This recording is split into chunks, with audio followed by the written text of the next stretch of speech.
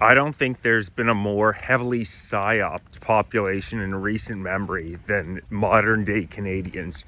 The percentage of Canadians that have bought the line, hook, line, and sinker, told to them by mainstream media, CBC, which receives $1.5 billion a year from the federal government, CTV Global, the reason that Canada is having the issues they're having is because of Donald Trump, and the United States are our arch enemy. Are you kidding me? The reason that Canada is in the dire straits that we are in are because of a combination of immigration policies, green economic policies that have nothing to do with whoever the leadership is down in the U.S. The U.S. has nothing to do with the fact that Canada has only spent 1.3% of their GDP on defense over the past 11 years, making it more reliant on the United States than ever on a factual basis, them being our neighbor. We could not defend the Arctic on our own. There's not a shot in hell. The Liberal Party of Canada are the ones who have upped immigration from 0.5% a year, which was the standard in Canada from 1947 until 2015.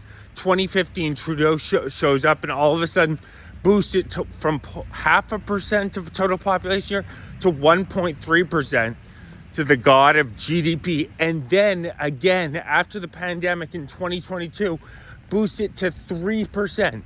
An unprecedented level. The only countries we've ever seen similar immigration levels, Lebanon and Argentina, wound up in civil war. 3% of the population coming over a year in immigration. And that has absolutely nothing to do with the leadership down in the United States.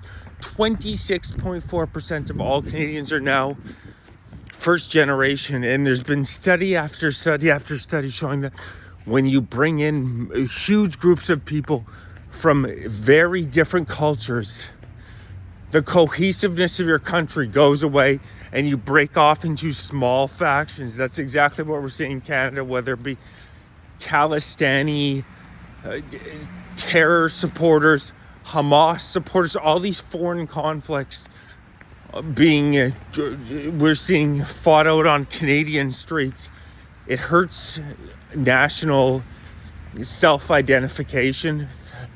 What a Canadian used to be is rapidly changing. As Trudeau said in 2017, we're the first post-national state. If you don't have a sovereign country, if you're not willing to protect your borders, you don't have a country whatsoever.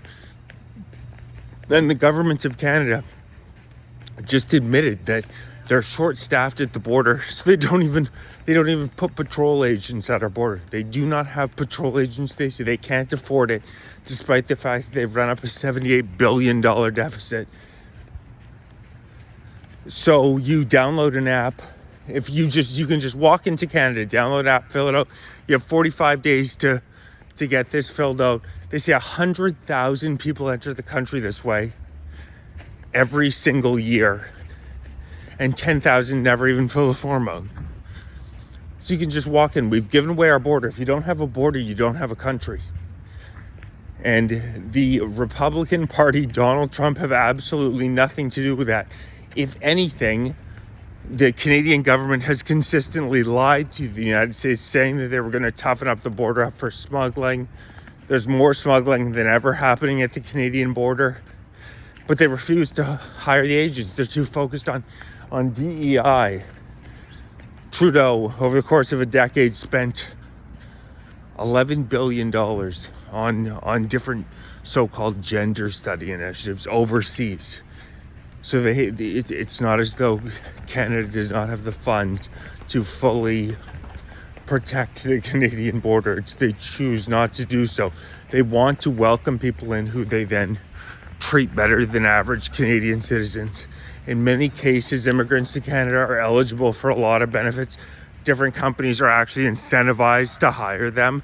This again has nothing to do with the United States of America. It's the exact opposite of Donald Trump's policy. When Trump and Trudeau were elected, 2015 for Trudeau, 2016 for Trump, GDP per capita, which is considered to be the best measure of how your average citizen was doing, was about on par in the two countries.